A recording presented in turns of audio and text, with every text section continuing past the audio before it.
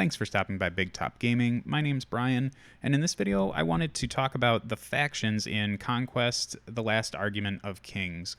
So there's when it comes to faction definition, there's definitely some blanket like themes that seem to be going on in these factions, but for the most part there's a lot of things that vary between depending on which warbands you want to take or which warlord, and then there's just a lot of nuance to trying to define your faction or how your faction works in Conquest. But I do think there is at least an overall theme for the way a lot of these things work. So I'm going to go through each one of the 5 factions that are currently available right now and kind of give a breakdown of how I feel they're kind of defined and what kind of things you can expect when taking on this faction. Like what are some of the benefits you can get out of it? What are some of the downfalls for taking the faction? Or not so much downfalls, but some of the struggles that faction might have. So I think this should be a good starting point for a lot of people if they're kind of just looking at the models and not really understanding how things come together. The first faction we'll talk about, based on the order on the Army Builder website for Para Bellum, is going to be the DWEGHOM. Now, these guys are the ones that I'm mostly interested in playing right now. As I said in my last video, I'm a huge dwarf fan, and these guys just check all my boxes. So there are a lot of similarities between dwarves in the fantasy setting overall, but we don't want to call them dwarves because they wouldn't take very kindly to that. So the DWEGHOM, when you pick them up, they're all about close fighting. You can tech characters for duels pretty easily, so there's a lot of emphasis on melee combat. You do have some characters that can spell sling, and you do have a few options for shooting, but even then some of the shooting is really up close and personal. So if you're all about grinding out in combat, this is definitely the faction for you. They can survive while they fight, and they can fight really well with access to a lot of cleave and tons of different rules to kind of modify the way that they fight. They also, as I touched on, have lots of defense and tons of ways to increase it. So we're talking about most of the units in this faction have shields. Even the ones that, have cannons mounted on the sides or on their shoulders have shields as well. In addition, there are a couple different ways between character buffs and character or command attachments. I think the Herald of Stone is a command attachment that you can add to units in order to get bastion events, and bastion events essentially give you +1 defense on top of what you've already got. So just to give you kind of an idea of what the level of craziness you can get to with your defensive stats is that we'll take the standard hold warrior right now, and I have a video that I feel horrible for putting it out there because I think somewhere in there I got a background track lost that I didn't want to pop in there, so now it just kind of blares.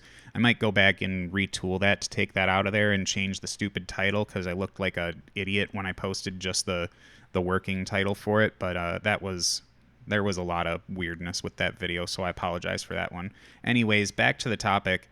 The Hold Warriors start out at Defense 2, which isn't really all that big of a deal, but they have shields to bring them up to Defense 1, and then you can go ahead and put like a Flaming Oratory Ardent Kerwa, or you can put a Herald of Stone in there to give them the Bastion event, which will allow them to go up to Defense 4. And that's pretty spicy. They're saving 66% of their defense saves most of the time, or well, I mean that's just not most of the time. It's just that's the statistics of it.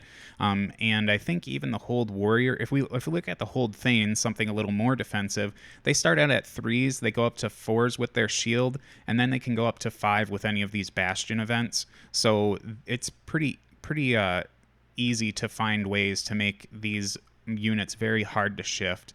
Even the units that don't come with shields, like if we look at something like the Dragon Slayers, they have Hardened 1, so they can stop your opponent from cleaving through them. So there's just a lot of ways that you can really kind of make these guys kind of hold a line, so to speak.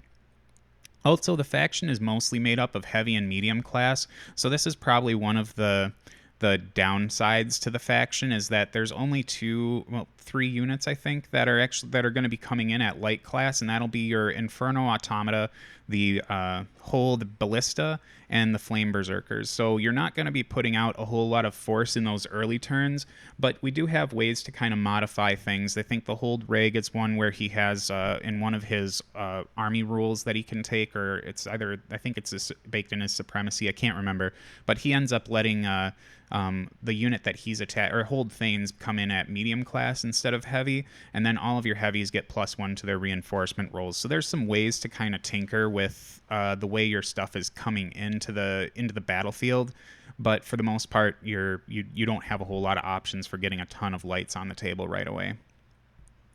The other thing with these is that the army rules end up varying with each character, and you can kind of shape the way the army functions from there. So like your Ardent Kerwa can bring, between his Supremacy ability and his Ardent Creed, can make the army move a little bit faster, which is really nice when you've only got mediums and heavies kind of sitting in your list. And, for him, though, I'd probably put him in a light unit.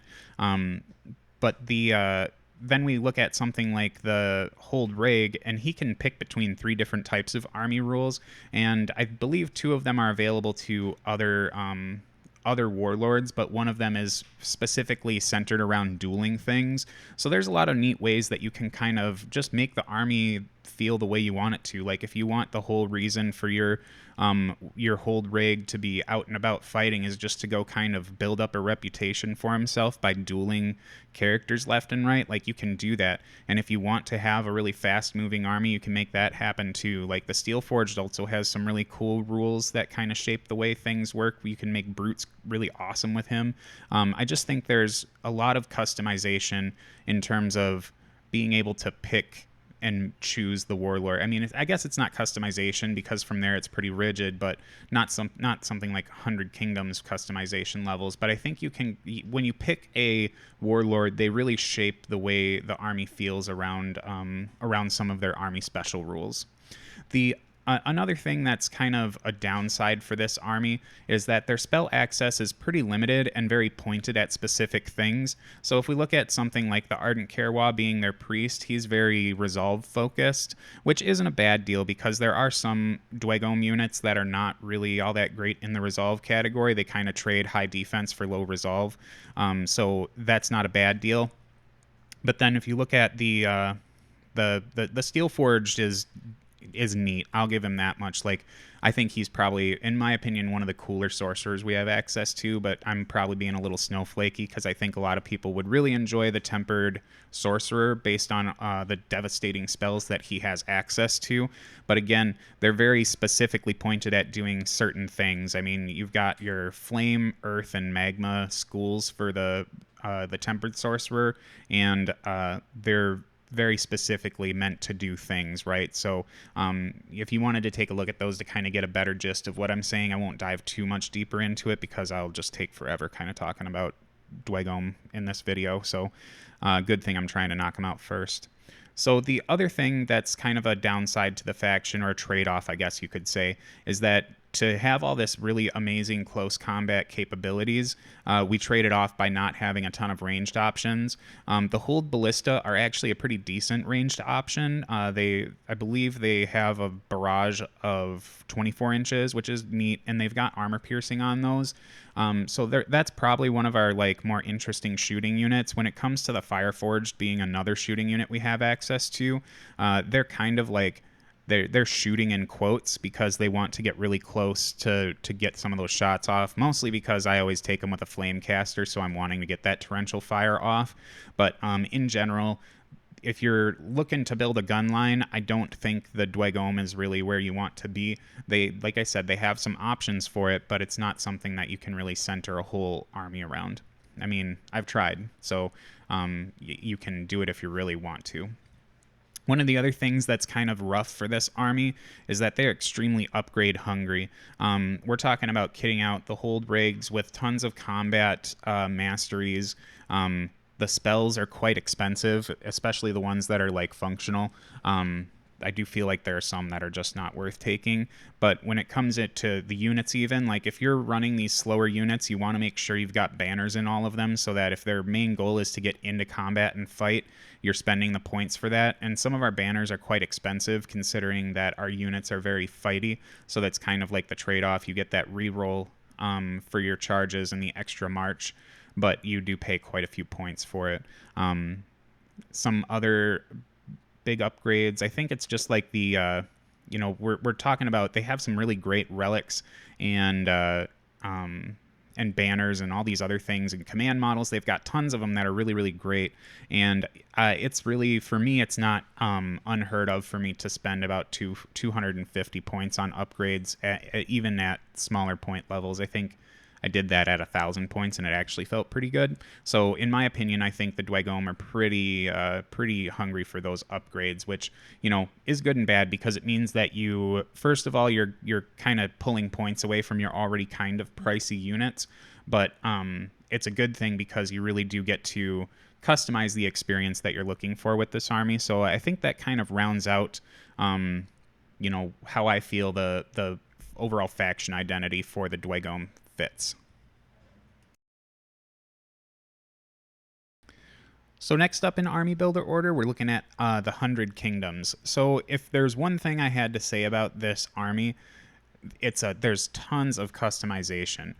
It supports the style of army you want to build. You've got a really wide breadth of types of units to choose from. If you're looking for monsters, this is definitely not the faction for you, because they don't have any. No monsters, no brutes, but their brutes are kind of like made up by cavalry, I guess. They kind of serve a similar function. So there's just whatever you want to do, you can usually do it in the 100 Kingdoms, either through upgrades or the variety of units that you want to take. The battlefield drills also further flavor this commanding characters through draw events things. So like, we want our characters to feel really cool, and sometimes that feels a little difficult in Conquest when you look at it on paper, because you don't have those like named characters that we're used to from other games, the ones that are really kind of like there's some clout that comes with them, right? But we can just create those kind of characters in this game, and they don't have that officiality of having, a special name attached to them. I mean, you can specially name them if you want to, and then it'll feel just like that. But for the most part, these battlefield drills, they just really make it feel like you're able to get this coordinated army feel, and it's really neat about one of the neat things about 100 Kingdoms.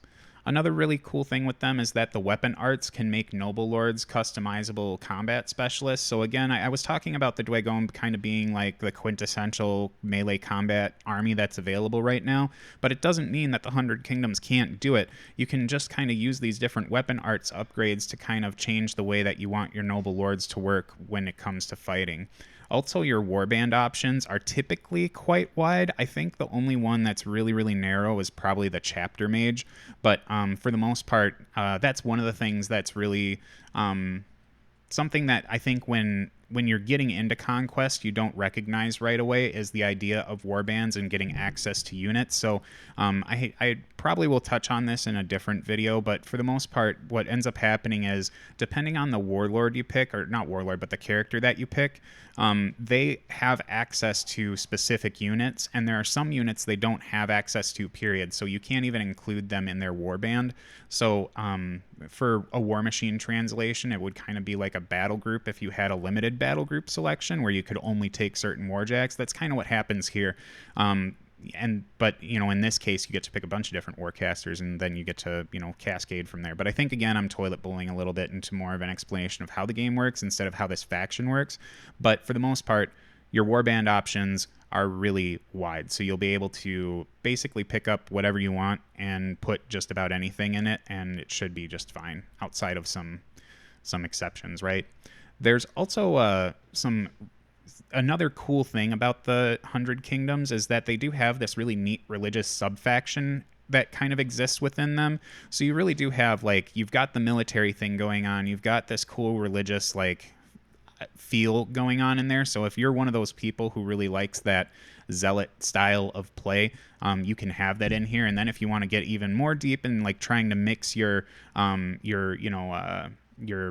leaders your Jeepers Creepers, what am I trying to say? Like your monarchs. You know how like the crown's trying to lead, but they also kind of have the religious section kind of pulling the strings in the background. You can kind of build that experience too. So there's a lot of stories you can tell within the 100 Kingdoms, especially given that they have some of these really neat little tracks in terms of sub-faction identities within them. They also have some really strong command models available to them. Just to name a couple, we can look at something like the Seasoned Veteran, who just adds the Bastion Draw event. This is much like the Herald of Stone in the DWEGHOM, but he costs 30 points less, and you do have access to a lot of units with shields in this army, so being able to get that Bastion Draw event's really nice at the low price of 20 points. Another good one is the Arms Master, and that just permanently increases your regiment's clash characteristic by 1. It's not like a draw event or anything, not like it would really matter if it was or wasn't. It's just something you've always got on you. You can also get Drill Masters that give you the Fury ability, so like there's just tons of ways to kind of take it kind of goes back into this customization thing where however you want your unit to act, you can make that happen with this army. They also have a really decent distribution of classes between light, medium, and heavy. That's something that I think, coming from transitioning from the DWEGHOM, you really do kind of miss having like this early table presence with the lights, and sometimes you feel like you need to kind of hold out a little bit to make sure you can get some of those mediums on the table if you have like one light. I mean, I'm thinking about some specific list builds here, but for the most part, the distribution of classes is quite decent in the 100 Kingdoms. Like, you don't feel like you're sacrificing anything by taking a light unit, because the light unit actually like does some cool stuff, you know. One of the other things that I'll finish up on with the 100 Kingdoms is that I touched on it a little bit earlier, but they really do give you this like trained, practiced, militarized feel.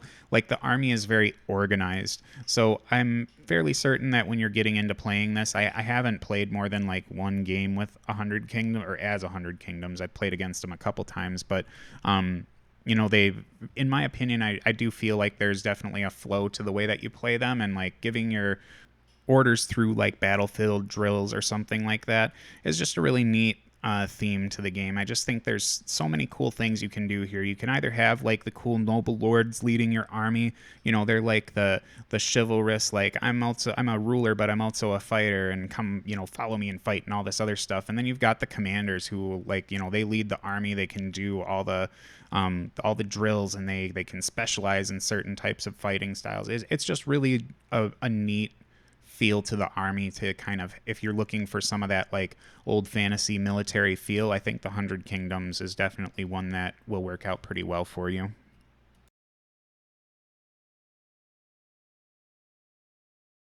The next faction is one I'm very excited to get on the table soon. I think on Monday even I'll have it in my hands and ready to go with it. Well, it won't be ready to go. I'll just have a lot of building to do. But that's going to be the NORDS. And one of the big things about the NORDS is that they do kind of, like, I guess not a big thing, it's just one of their things. So their overarching army rule kind of supports them taking wounds. Now, you don't want to just like get your stuff down to like one stand and then you're awesome. But you want to try and find a balance, because their Blood of the Einherjar states that while a regiment in your army has any wounded stands, they end up getting the Fury Draw event, and then if they've lost half or more of their stands, they end up getting the Flurry special rule, and then if they already have them, they kind of alter those. I think it goes up to Fury +1, and then Flurry might change a little bit too. I can't remember exactly what the last part of the rule is, but essentially it's not that you want to make sure that your stands are taking off. It's just that as you start to be attritioned down a little bit, you're going to get at least some benefits for it to kind of fight a little bit more. So it's almost like the more you kind of push these guys in the corner, the more ferocious they fight. It's a really nice fluffy feel to the army itself. In terms of like class distribution, they're kind of in the same boat as I think maybe more like the DWEGHOM. They've got like 3 or 4 lights available to them, But and then instead of having more heavies, they've got a lot of medium, and then some heavies on there too. And one of their lights, I believe, is feral, so it doesn't count for the reinforcement line. So essentially, they don't have the good distribution like the 100 Kingdoms does, but still pretty decent enough to where you can get some early table presence with a variety of units. Another thing that they like to do is they really do like to manipulate the reinforcement phase. There's a lot of Vanguard in this list, which just kind of states that you get to come in when you feel like it, essentially. And then there's a lot of things that do have flank as well. So I believe there's also maybe a couple things in here that modify the rolls, but I'm not 100% sure on that one. It's been a while since I've just tried to absorb all of this faction at once, so bear with me on that. But essentially, they've got a lot of ways to mess with that reinforcement phase. So if you're a person who doesn't really like the randomness or the risk of the reinforcement phase, the Nords might be somewhere where you want to show up because you don't have to worry about the reinforcements being so unpredictable so much. Another cool thing about them, which I really enjoy, is most of their spells are protective spells. And one of the reasons why I really enjoy that aspect in this game is that when you look at a lot of the other spells in here, they're either not, the range isn't super great, so they have to be quite close to start using them. And for me as a spellcaster, I would probably like to start spellcasting further away and make it so that I affect the game longer, because if I get into combat quicker, chances are my unit's going to fall apart and I'm not going to be casting spells as much as I want to. But with protective spells, it means that I get to kind of choose my own fate or my own destiny for my wizards, right? So if I have a unit that's getting a little too, or is starting to get, I'm worried about them getting shot down, I can go ahead and cast something like Blurred Vision on them to make sure that they can only be targeted by volleys or charges that are within 12 inches, so no one can touch them from very far distances. It's kind of one of those things that makes sure that my army gets there. It's just really nice, the idea of having protective spells, because they, to me, feel more active at least, and less reactive, I guess. Even though, damaging spells are quite active, it's just that it takes, for me, I think, looking at the way the ranges work in this game, I think they're just not as what's the word I'm looking for? They don't affect the long run of the game, because you have to connect really quick in order to get your spells off. But that's just I've been playing the game for a month perspective, so you can feel free to correct me if I'm wrong on that. But I really like the protective spells. Another really great thing is if you're a person who really likes to not paint the same kind of thing over and over again, they're definitely probably the most diverse faction model-wise in the game. They have, you've got, between all of your characters, they're all very samey. I mean, you've got like the shaman as the old man, and your jarl and some of the other things, they look just like normal people. But then you've got the blooded, who's just this real beefed out Nord that you can definitely tell he's had some work done. But then when you look at the units that are available, we do have like our regular Nord Viking looking things, but then we've got like, the Fenrir Beast Pack. You got like these wolf looking things. There's supposed to be berserkers that are bears coming out at some point. At least the name would suggest, right, that they're bears, Bearsarks. But I imagine they might not be completely bears. I don't know if people have seen those yet or not, but I haven't seen them. But then on top of that, outside of just the difference between the animals and the people, we've got like the Uger are the brutes in the army, but they just kind of look like big bumbly trolls. And then we have like the small base trolls in the faction, and on top of that, the coolest thing I think in this whole faction is the Jotnar. So you've got like that really sweet looking ice Jotnar, you've got tons of customization for the mountain Jotnar, and then there's a sea Jotnar coming out at some point in time that I'm very interested to lay my eyes on. But these are the giants in the game, so you can have a really crazy looking army that has just so many different things in it. So if you're a person who values that, which I very much do, this is definitely a faction you might want to look at a little bit more intently, because it's not just, Vikings crashing on the shores and raiding. There's some really neat looking stuff in here that's quite wild. Other than that, one of the other things to look at when looking at this army is the way that they play. They're very aggressive and they're quite combat focused. They do like to get the charge with having impact attacks, because a lot of these guys have thrown weapons, which allows them to cause impact attacks regardless of their infantry class or whatever. Like, they don't have to be brute or cavalry or monster in order to get those impact attacks. So they do like to kind of get the drop on people and get that alpha strike, so to speak. And then again, as you start grinding through the game, they get a little bit more dangerous, which is just really a cool thing for them. The flow of their combat is very organic, I guess. It's almost like if I had to kind of peg the NORDS play style, I would say it's a very tempo-based one. They want to come in when they want to come in. They want to get the first charge, and they want to also start, as the grind goes on, they don't just kind of peter out. They just kind of get a little bit better as time goes on. So you're losing models, but you're gaining extra rules in order to make sure that they last the long haul. So I'd say the NORDS are very tempo-based, which is a faction that's a play style that I really enjoy. The other thing is there's these animal aspects that reinforce what you want to do with your character. So much like the 100 Kingdoms having like the weapon specialties and stuff, you also get to, on every single character, you can have an animal totem that you can, it's just one that you get to put on them, but it kind of alters how the character functions or some of their special abilities. Like you can have the dragon aspect to get +1 clash, and if you want to be an eagle, you can get seize the day draw event. There's just a lot of really neat things that you can do here, and those aspects are quite inexpensive, so you don't feel like you're hamstrung for picking one, or that you have to like leave it at home because you just don't have the points for it. I think that it's a really neat thing that the NORDS have available to them. That's just another thing that makes them really customizable.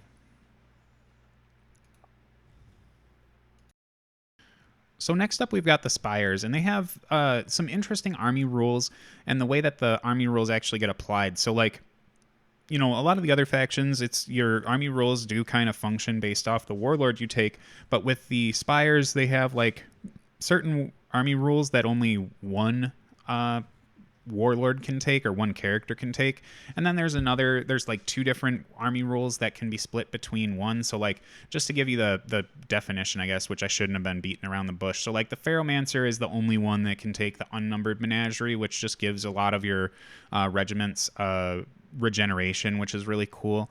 Then like the High Clone Executor, or Executor, sorry, not Executor, he can take the personalized epigenic triggers rule, and that just allows your whole army to get burnout, but they can only do it once per round, I think. Yeah, per turn. And then the superior creations is where you can pay an extra 10 points just to raise the clash and evasion characteristic of units by 1. So he can split himself in between those, whereas like, the lineage highborn, you would expect that they would want to be in the superior creations rule, so that's the one they get. Just some interesting things to pay attention to when you're looking at building your list for them. So much like the DWEGHOM, they kind of have those warlord choices are what kind of dictates what your army rules are. Another thing to look at is if you're interested in the supremacy abilities in the game, I would say that the SPIRES definitely have some of the more powerful ones available to them. If we take a look at something like the Biomancer, who would hang my hat on and say he's got to be one of the better warlords for this faction, in my opinion. And he brings the provoke instability supremacy ability, and essentially that's just like all your regiment's attacks increase by 1 and gain the decay 4 special rule. If you're cavalry, you increase your attacks characteristic by 2 and gain the decay 3 special rule. And if you're a monster, you increase your attacks by 4 and get decay 6. So decay is a rough thing, but you'll kind of realize another overarching thing in this faction, or something that's a blanket thing for this faction, is that bodies are cheap to them in general as soon as they're starting to use them. Like they use bodies as a source of economy, and or at least economy in the game, right? So decay is not something that's a really big thing for them because they have ways to kind of mitigate it. Plus, you have a ton of healing available to you in this army. So, looking at when you think like, oh, decay is just going to start hurting my stuff and I want to stick around for a good long time, that's not really something you want. That's not the frame of mind you want to be in with the spires, because you're going to be utilizing your troops and wounds to kind of get some cool effects in the game and not worrying about it too much, because you have lots of different ways to kind of heal these things back up. Another neat thing about the spires is that they have some interesting options available to them in their retinues and their masteries. So one of the cool retinue things is that if you end up getting any character that gets up to 2 tiers into the tactics, they can start taking tactics from or they can take a tactic from the high executor. So that's like your double time and what else was there? Jeepers Creepers, Brian. Bastion, Double Time, Fire Advance, and Fury. So there's some cool things there, and then you've got the specific masteries that are available to specific characters. So like the Lineage Highborn can do something like get into the combat mastery, and then for 25 points just get 2 additional mutations, which is a pretty big deal. And that's another thing to touch on while we're here talking about upgrades, is that the Spire also really center a lot around mutations. So this is kind of a version of the relics and treasures and trinkets and all that other stuff, but they just have a pretty wide list of them, and they're quite altering in general. Like, you can go from not having a shooting weapon to having one, and one that has armor piercing at that. So like when it comes to kind of figuring out what you want to do with your characters, there's quite a bit you can mess with in terms of the mutations, because there's just so many to choose from, and you do have ways to end up getting extra mutations on characters. Like, mentioning the Lineage Highborn, like their Supremacy ability allows you to take 3 free mutations on the Mimetic Assassin, and then taking that 25-point upgrade for 2 mutations on the Lineage Highborn is a pretty big deal as well, since the Highborn is quite punchy as a real fighty brute. So lots of neat things when it comes to upgrades. But speaking of brutes, another really big thing for the Spires is that they have quite a few brutes and monsters, and they're all pretty flippin' strong. So I think a lot of us are going to be familiar with the Abomination. For the low price of 135 points, you get 10 attacks on a 10 wound monster that has a resolve of 4 and a defense of 3 with cleave 1, flurry, and terrifying 1. Like, they get all of that at movement 10 for a low price of 135. And again, there's a lot of things you can do to kind of bump up their stats a bit. So like Clash 2 isn't all that big of a deal. I would still say Clash 2 is kind of like, in my terms, the base midline of the game, but we do have ways to pump that up. So like, we're not even like, just looking at things like the Avatara are pretty spicy in general. There's just a whole host of monsters and brutes that they have access to. So if you like playing with big fighty models, the Spires definitely could be a good home for you. Otherwise, they do have, like, at least in my opinion, for the most part, their infantry prefers to be in larger bricks. So you can definitely have this, depending on how you define combined arms in your wargaming experience, you can definitely have that feel between infantry, monsters, and brutes with this list, because you can get that big old brick of like force-grown drones or bound clones or something like that, and then still have like your big cool monsters running around. So you can get, much like the Nords have a extremely varied presence on the table, but things look very cohesive because for the most part, the Spire's aesthetic is very like samey. You're going to have like that bony chitin type armor along with the fleshy bits and stuff. The only thing that stands out quite a bit is probably things like the Avatara, and I imagine when the Leonine Avatara come out, they'll stand out quite a bit. But for the most part, things look very cohesive with the army. So if that's something that you appreciate, it's definitely a part of this army that makes it really unique and cool. So the final faction available to us is going to be the Wardrune, or Wadrune, sorry, pronunciation and all that. So this is kind of like this is Para Bellum's interpretation of the orc in their world. They do have a lot of diverse monsters in this list as well. There's, flying dinosaurs. You've got your Brontosaurus-looking dinosaur. You've got the apex predator, that's the T-Rex, and some raptor riders.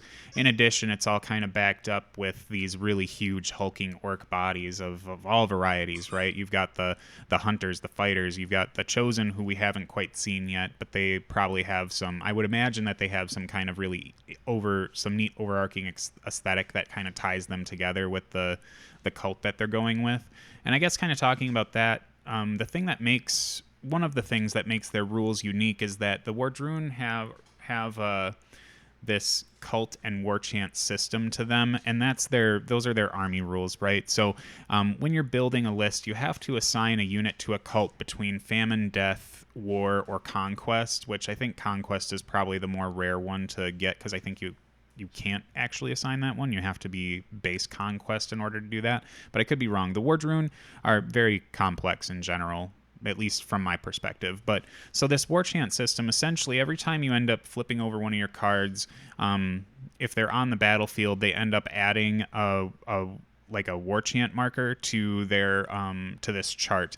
And once you've hit the capacity of 3 war chant markers, you have to call a battle cry. And then what that does is it lets you refer to a chart that gives you certain buffs depending on which particular entity you decide to chant that battle cry for. So that, I feel like that system almost needs a video all unto its own in terms of how to set it up and strategize and what's going to be beneficial for you, because I think if the Wardrune are a really, really attractive looking army.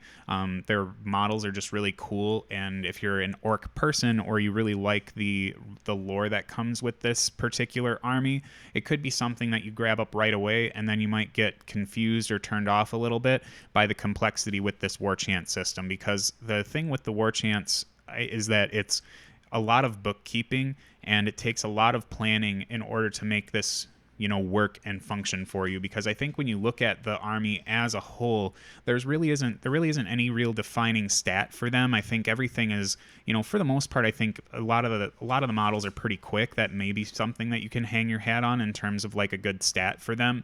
But overall, there's nothing really that strikes out. Like with the DWEGHOM, it's like typically we're fighting really well and we're surviving really well. But with the Wardrune, they kind of have they're a little bit all over the place, only because this war chant system ends up buffing them in the ways that you want it to between rules and stats. So I think that you really need to absorb the war chant system to get this faction really under your belt. And once you do that, I think it works out pretty well. Just kind of like a quick maybe pointer is that we've kind of learned through our play that at lower point levels, when you're learning the game, you're probably better off just kind of focusing on 1 or 2 cults instead of spreading across the board, just so that you can make sure that you're getting those war chants to happen regularly. Because if you only get them to happen like 2 times for the game, it's not going to feel real good.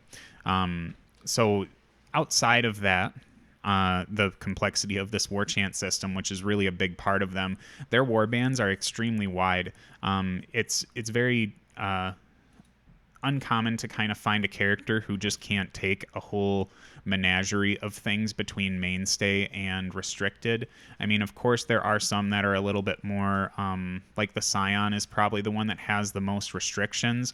But I think, like, even if we look at something like the Chieftain or the Matriarch Queen, they're looking at, like, 10 options between restricted and mainstays. I think one of them might have had 12, maybe. I can't remember exactly which or how many each one had, but I do know that they're extremely wide. So you can essentially, as opposed to like maybe the DWEGHOM issue, you don't have to worry about buying a character and being like, oh wait, or buying a unit and being like, oh wait, I can't take this unit because I don't play with this character regularly. I think one of the big ones for that are like the Styrex with the Spire, like they're only takeable by the mimetic assassin. Of course, there's ways that you can get some of those things into your army through upgrades for most factions, but I'm not well versed enough to be able to say which ones can and can't. But if you just want to be able to just kind of buy whatever you feel like in terms of expansion in your army, the Wardrune are definitely one that you might want to look at, because you can basically play anything with anyone for the most part. Like I said, there are some restrictions. Again, I think I touched on it already, but there are lots of diverse monsters in here. Like I said, everything from a lot of it's dinosaurs, right? Like they're orcs and dinosaurs. They're very tribal feeling in that sense, but they've got a lot of really aesthetically pleasing models between like I said, the raptors, the T-Rexes right around the corner, or the apex predator they like to call it. You can even mount a character onto that apex predator, and that is pretty cool. It's almost like a reason alone to pick up the faction, just so you can have somebody riding a T-Rex into battle. It's just a really sweet deal. Outside of that, each unit really does have kind of its own unique rules to it. There's, at least with some of the factions, you kind of start to see the NORDS are one of the big offenders of having a lot of the same rules applied throughout the faction that kind of help go through their identity. But it's almost like in the Wardrune, there's like no one unit that kind of has the same rules as the other. I think Cleave might be one that shows up on a lot of these ones, especially when we get into the Chosen. But when it comes to just like having unique units that are very specific tools, I think if and I had to guess, like like I said, I'm not as well studied with the Wardrune as I would like to be, but they definitely feel like they've got their units function more like tools that are for specific functions. And I think that's definitely just a neat little mechanic, or not mechanic, but kind of like a design choice that Para Bellum decided to go with through them, at least, looking at from my perspective at the army, since I'm not, they're the one that I've messed around with the least in terms of the game. So if anyone else out there is a big Wardrune player, you can go ahead and comment in the section below and try and help guiding people to the Wardrune and figuring out what their gist is. But I think I've got or I think I've hit it pretty well in terms of like making sure people understand just what the Wardrune are all about at their base level. So I hope you found this faction overview video useful. I know that it's definitely, when you look at the way that you build conquest lists and the way the game plays out, it doesn't seem like it's quite enough to just look at the army and be like, this is what I want, especially since Para Bellum has kind of set their game to be so unique that just because you're big into like, the standard 40k orc WoW thing doesn't mean that the Warcry system for the Wardrune is going to work in the same fashion. There's just some of this you can kind of, like the dwarves are stocky and fight and stuff. But for the most part, I was just trying to make sure that I got something out there that would kind of help people if they were kind of lost in trying to interpret all these things. As more factions come out, I think I'll be able to get into doing like the specific deep dives, which I would like to do with these factions that I've talked about here in the future. And if you're interested in something like that, just comment below and let me know which one you'd kind of like to see first, because I'm always interested in trying to let the community kind of guide the content that I create, just to kind of give people a feel that they're really involved in the things that I do. Outside of that, if you are looking at starting the game, I do have an affiliate link in the description of this video that will take you to Para Bellum's website, and if you put in the special code that I've got in that description as well, I think it's Big Top 10 if I remember, that'll give you a 10% discount, and then Para Bellum ends up kicking back a bit of cash to me, and it's just a way to help kind of support the channel if you're looking at buying stuff from them anyways. Using the affiliate link would be beneficial to me as well. Otherwise, I appreciate you watching this video till the end, and I look forward to making the next one for you.